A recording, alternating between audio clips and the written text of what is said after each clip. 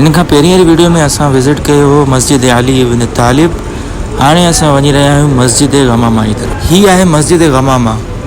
गमामा जो मतिलबु आहे बादल, यानी बादल वारी मस्जिद।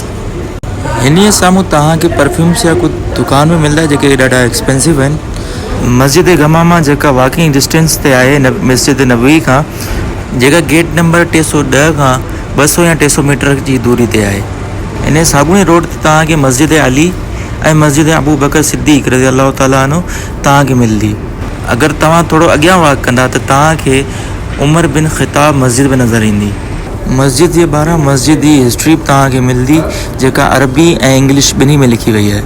अरबी में गमामा जो मतिलबु आहे बादल, यानी बादल वारी मस्जिद।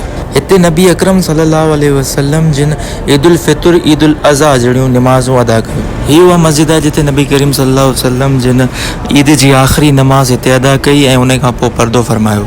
इनखे बादलनि वारी मस्जिद इन करे चयो वञे थो छो जो हिकु दफ़ा हुज़ूर अकरम सल्लल्लाहु अलैहि वसल्लम जिन नमाज़ पढ़ी रहिया हुआ ऐं हिकु बादल अची सायो कयो।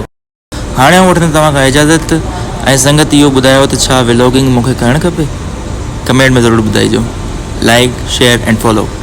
जज़ाकल्लाह और ख़ैर कसीरा।